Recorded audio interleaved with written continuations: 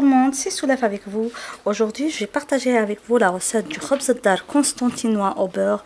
Super moelleux, super fondant, super léger, comme vous le voyez. Alors suivez-moi pour avoir les détails de cette réalisation. Pour ce khobz dar constantinois au beurre, on va avoir besoin de semoule. Vous pouvez utiliser moitié semoule, moitié farine pour un pain encore plus léger. On va avoir besoin de sucre, de lait en poudre. Si vous n'avez pas le lait en poudre, vous pouvez juste ramasser votre pâte avec du lait au lieu de la ramasser avec de l'eau tiède. On va avoir besoin de beurre, de levure chimique, de levure boulangère et de sel. Vous pouvez aussi parfumer votre pain maison avec un peu d'eau de fleur d'oranger. On va commencer par placer les ingrédients secs dans le bol du pétrin. Le lait en poudre, le sucre, la levure boulangère, le sel et la levure chimique. On met le pétrin en marche.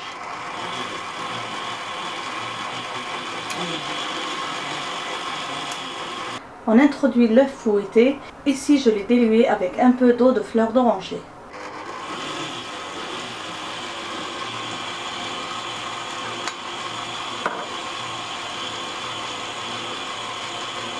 Et je vais commencer à introduire l'eau par petites quantités.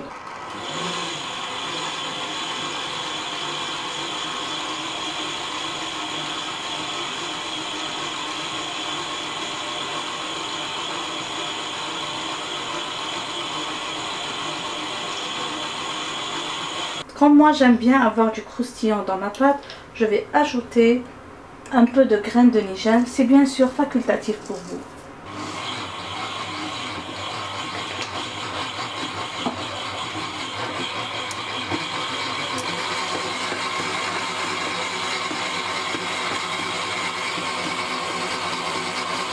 Maintenant, je vais commencer à introduire le beurre par petites quantités. Vous voyez, la pâte est bien collante. J'aime beaucoup ça. Ça va donner un khobz dar bien léger. N'oubliez pas que c'est à base de semoule, donc la semoule va absorber ce liquide vers la fin.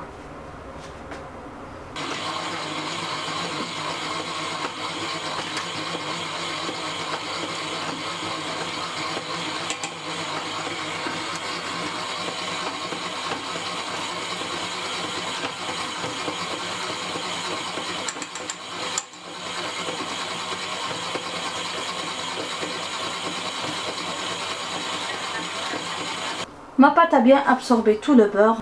Je vais maintenant la transférer dans un saladier beurré. Elle est un peu collante.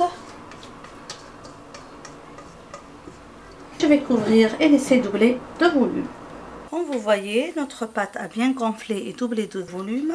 On va passer maintenant au façonnage de notre pain. On va huiler notre plateau.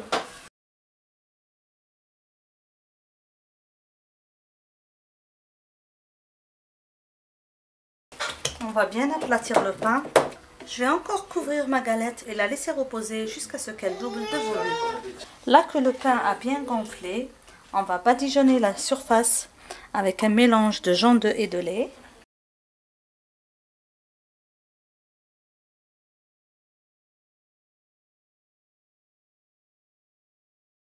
On va décorer la surface avec des grains de nigel.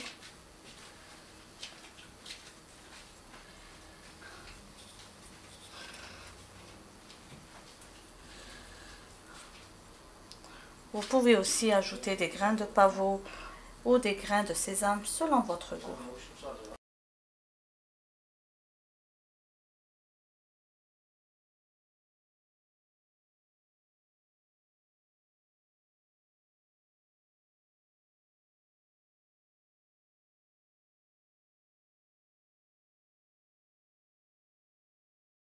Maintenant que j'ai bien garni mon khobz dar, je vais faire la cuisson dans un four préchauffé à 180 degrés pendant presque 20 minutes.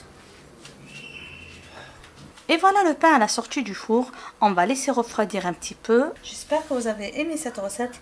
On va passer maintenant à la découpe pour voir l'intérieur du pain. Comme vous voyez au toucher, il est très moelleux. Il est tout chaud.